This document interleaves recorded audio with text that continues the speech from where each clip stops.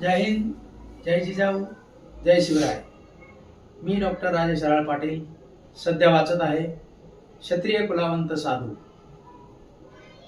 लेखक श्री नितीन अरुण थोरात यांच्या सुंदर अशा लेखणीतून साकार झालेला छत्रपती शिवाजी महाराजांचा आग्रा ते राजगड स्वराज्यपर्यंतचा हा प्रवास. छत्रपती शिवाजी महाराजांनी तो प्रवास कोणत्या परिस्थितीत केला, कसा केला, गनिम प्रत्येक वेळी जीवाला असलेला धोका,